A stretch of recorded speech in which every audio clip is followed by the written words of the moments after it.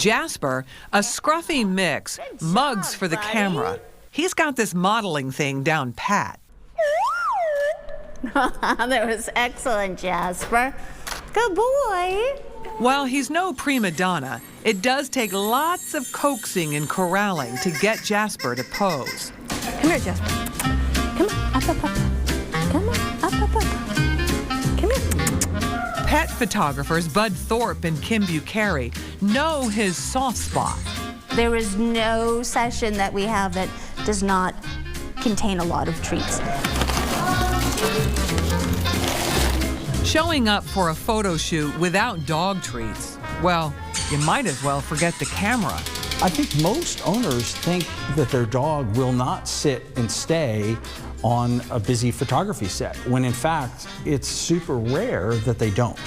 Bud and Kim use an arsenal of tricks and tactics to grab a dog's attention. It does get loud. Noisemakers, clapping, jumping up and down, calling names, yeah. But when they get the dog to show emotion, that's when the magic happens.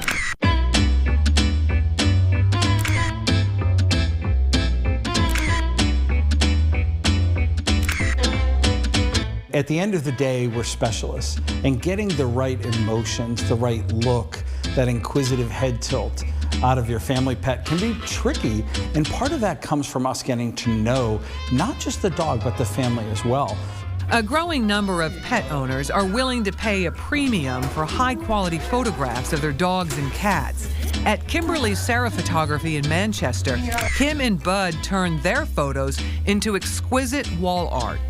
Dogs are members of our family for certain, but also we can see them as their own pieces of art as well, in that they're gorgeous in so many ways. The snapshots are well thought out. Kim and Bud hold a design consultation with the owner and their pet long before they step into the studio.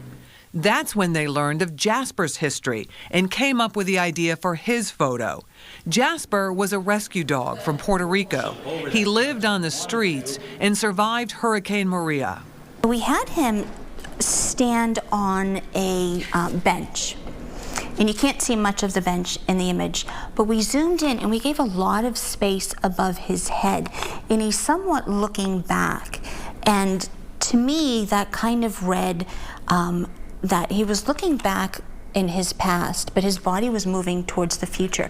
Karen Glick adopted Jasper and was overcome when she saw the finished piece. All right, here we go, Karen. Oh my God. Right? Look at those You know what's faces. really getting me now is my little I girl. know. Oh my I God, know. they're so gorgeous. Yeah, I mean, it's amazing. That picture really brings me to tears. Another client has an extensive high-end sneaker collection, so Kim and Bud combined her two loves. This piece hangs in the grooming salon at a doggy daycare.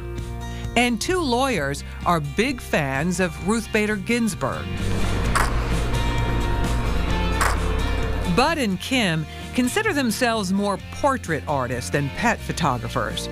Every dog has a story, and their photos provide the narrative. They work in a 6,000 square foot studio with 12 interchangeable sets. They use furniture, props, space, texture, and color. We do take into consideration a lot of what the dog looks like and the breed of the dog, but we also, again, we ask a lot of questions. The plan here, highlight the Dachshund's piercing blue-green eyes. We put him in a bowl that is blue, green, aqua, teal, and those eyes really pop, and he's staring right into the camera, so you can see that that kind of balances the whole image. The dynamic duo also volunteer with animal shelters and rescues, taking photos of dogs up for adoption. Once, they had 20 puppies in the studio at one time. When it was time to go, they were 2 puppies short. They're small, so we're looking down the heating vents and we're looking behind furniture. We scoped out the whole place. We said, oh my gosh, what could happen? And there's no way they could have left the building. Nope. The 2 puppies just found a cozy spot behind a wall and took a nap.